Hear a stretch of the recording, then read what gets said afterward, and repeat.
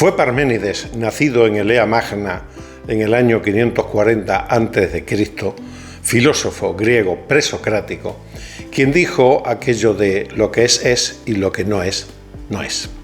Y esto, antes de ser una extraña obviedad tomada a broma por los principiantes en filosofía o un acertijo zen para producir el despertar de la consciencia, venía a afirmar que toda nuestra realidad, incluidos nosotros mismos, es lo que es, mientras que lo que no es, simplemente no existe. Abogaba por la existencia del ser absoluto, cuya no existencia declaraba inconcebible, pero cuya naturaleza admitía ser también inconcebible, al encontrarse disociado de toda limitación bajo la cual piensa el ser humano, y la del ser relativo, como consecuencia del devenir y el cambio. Parménides reconocía dos caminos para acceder al conocimiento: la vía de la verdad, basada en la razón y que conducía al ser absoluto, y la vía de la opinión, basada en las sensaciones, que se perdía en el ser relativo. Como consecuencia, para alcanzar el conocimiento verdadero, declaraba la existencia de solo una vía, la de la verdad, basada en la afirmación del ser. El ser es, y en la consecuente negación del no ser. El no ser no es.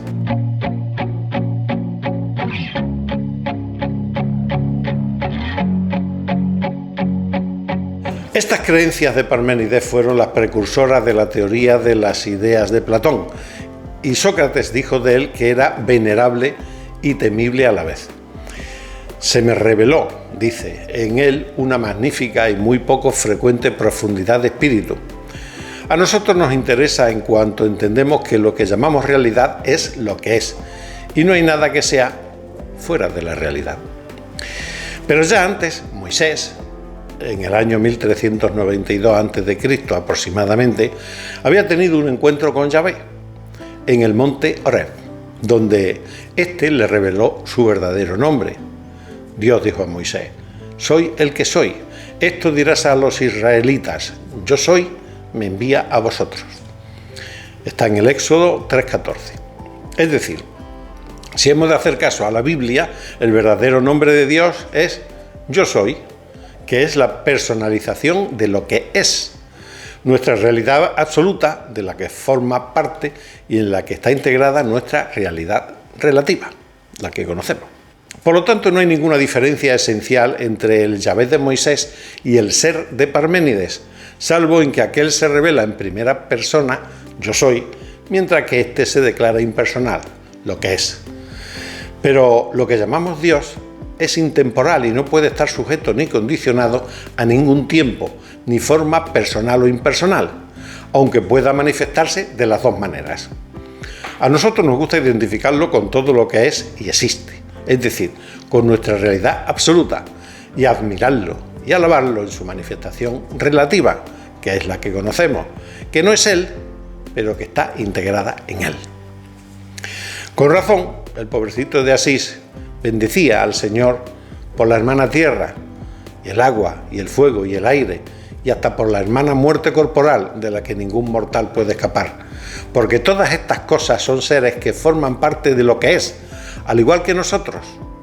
Y en la realidad absoluta, Dios, todos somos uno y todo al mismo tiempo. Pero eso es la realidad absoluta, no es la relativa, que es en la que estamos. Y algo maravilloso: hasta el más pequeño grano de arena es tan importante como el más grande de los arcángeles, pues sin él, Dios no podría ser uno y absoluto después de todo.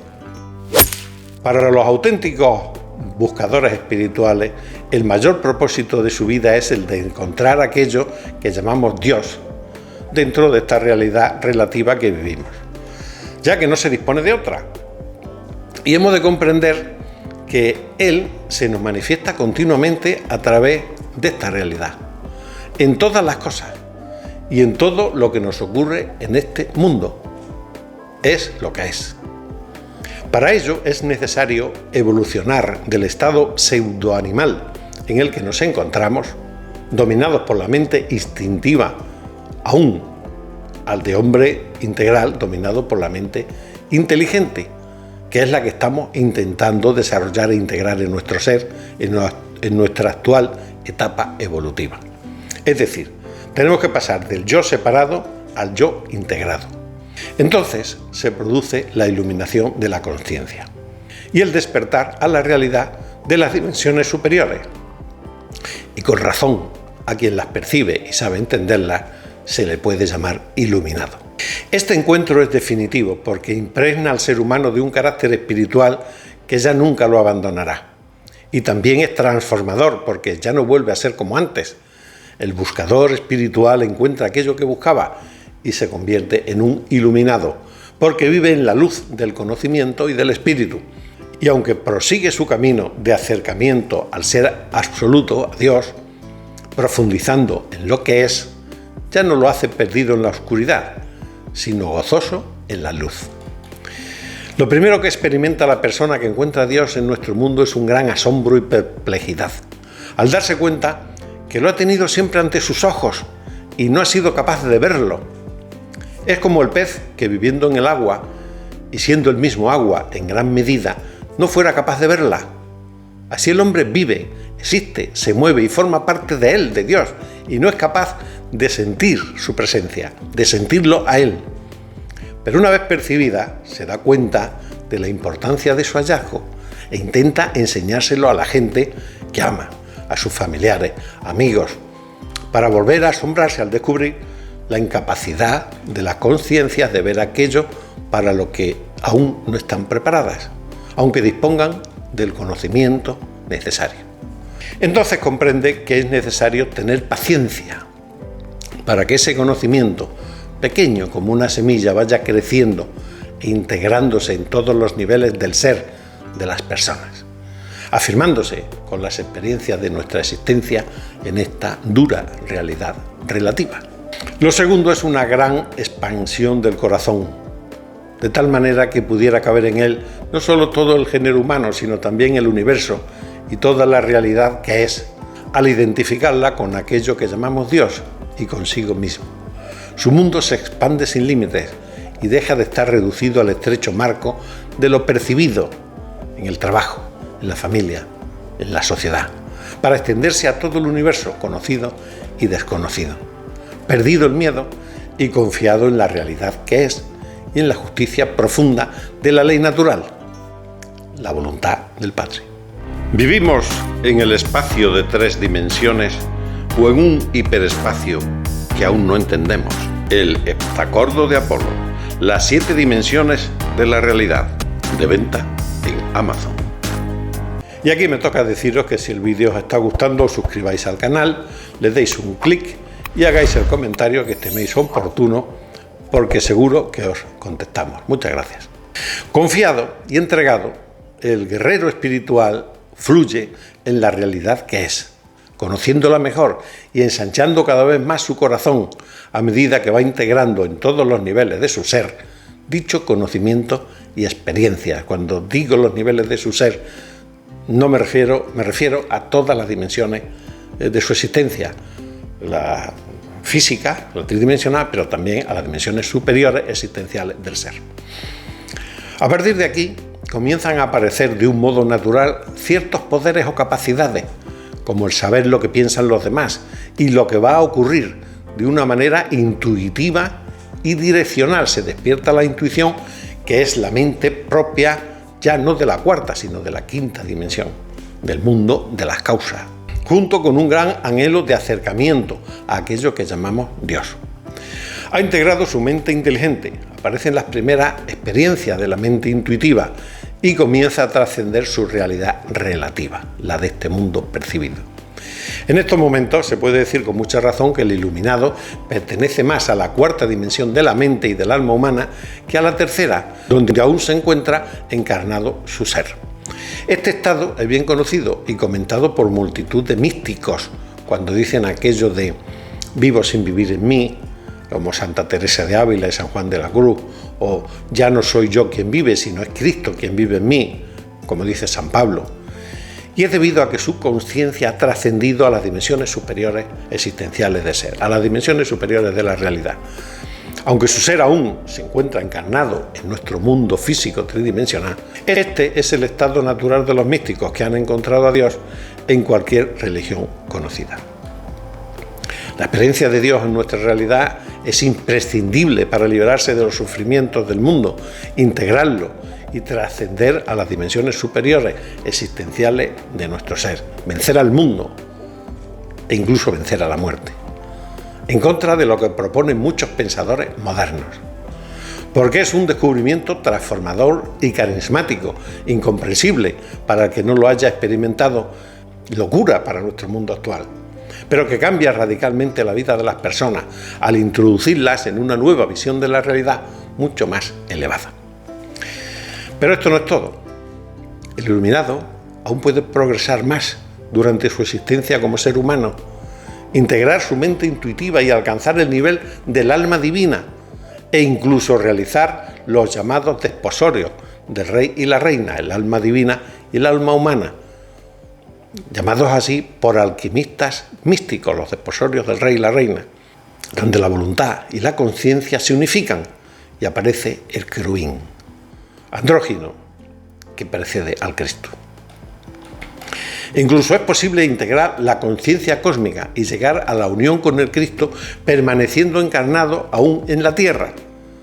El rabí de Galilea fue un buen ejemplo de ello, pues era un Cristo perteneciente a la sexta dimensión, era Dios, uno con el Padre y el Espíritu Santo, donde todo está en todo y es uno a la vez. Pero también es posible que en las diferentes zonas del mundo y dentro de cada cultura o civilización haya habido otros santos del mismo divino nivel o parecido, que el mismo Dios haya bajado, como bajó aquí y se encarnó en tiempos de Tiberio, como así nos enseñan sus tradiciones. Estos reciben el nombre genérico de avataras o maestros que descienden del nivel del absoluto para encaminar a la humanidad en determinados momentos. Entre los chinos, el Cristo es Fuji. Entre los mexicanos es Quetzalcóatl.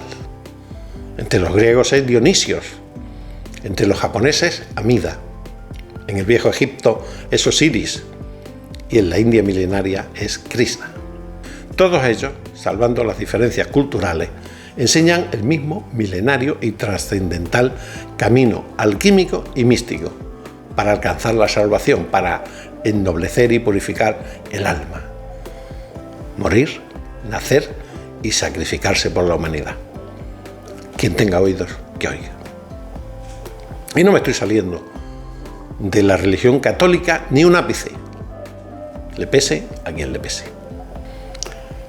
Alcanzar este estado de conciencia cósmica o de Cristo, conciencia noética, de nous, como también la denominan algunos autores, es terriblemente difícil, según las palabras del propio Jesucristo.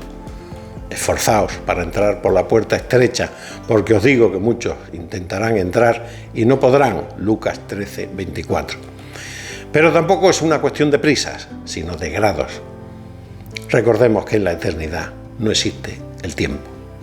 Por extraordinario que nos parezca, no estamos hablando de cuestiones de fe o de doctrina, sino de razón y de ciencia basada en la experiencia directa, haciendo nuestro el lema de los teósofos: no hay religión más elevada que la verdad.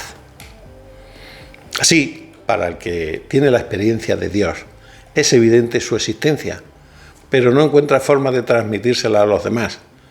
Al igual que el que ve la luz y los colores no puede transmitirle la experiencia al ciego, por mucho que se empeñe. Por eso se dice que la fe es un don, una gracia divina. Naturalmente, la experiencia de la realidad se hace más difícil a medida que ascendemos en las dimensiones superiores, pero es relativamente frecuente, hasta el primer nivel, en personas que han descubierto a Dios en su realidad y han fabricado su alma. A partir de aquí, hay que hablar guiados por la mente inteligente, las enseñanzas escritas de los que nos han precedido y la poca intuición que se va desarrollando. Y todavía hemos de hacer una referencia a la realidad absoluta en lo que hemos denominado séptima dimensión.